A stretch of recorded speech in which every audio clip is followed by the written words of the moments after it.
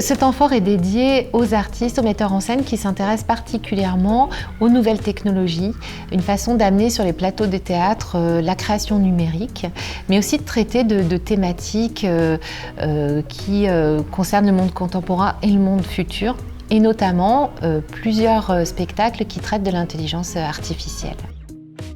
Alors on aura un premier spectacle de Linda Blanchet qui s'appelle Killing Robots, qui est l'histoire d'un petit robot qui a été conçu par des ingénieurs canadiens et qui ont construit un robot doué d'une intelligence artificielle qui a vraiment existé. Ça parle vraiment d'une histoire réelle et qui ont décidé d'envoyer ce robot faire de l'autostop en totale autonomie pour voir l'interaction qu'il pouvait y avoir avec les êtres humains. La première étape de cette recherche a bien fonctionné dans le nord de l'Europe. Il a fait, je crois, 200 km. Et ensuite, ce petit autostoppeur a été envoyé aux États-Unis, où là, ça s'est très mal passé pour lui parce qu'il a été sauvagement assassiné.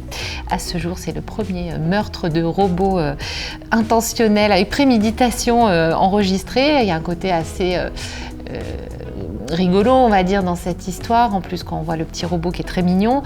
Et donc toutes ces questions, la metteuse en scène a exploré, on va dire, cette thématique de l'intelligence artificielle, cette thématique aussi de l'interaction entre le robot et l'humain. Et au plateau, elle amène à la fois des comédiens, mais aussi ce petit robot, un petit robot qui a été créé à l'occasion de ce spectacle, et des images de documentaires où elle allait rencontrer les vrais protagonistes qui ont vraiment existé donc, de cette histoire. Être ou ne pas être, telle est la question. Artefact de Joris Mathieu qui dirige le TNG à Lyon, le CDN de Lyon. Alors là, c'est aussi une forme très innovante puisque le spectacle qui nous est proposé est entièrement joué par des robots. Il n'y a pas d'humain sur scène et le postulat, la question que se pose le metteur en scène, c'est le théâtre peut-il exister sans comédien en chair et en os? Est-ce que des robots, est-ce qu'une intelligence artificielle peut créer de l'émotion, générer une approche sensible de notre monde.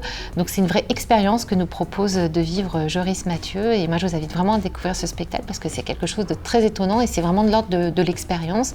On est en petit comité, on est 45 à vivre ce petit moment sur le plateau du théâtre et vraiment c'est tout à fait passionnant et moi personnellement j'ai été assez touchée par certains robots qui jouaient particulièrement bien.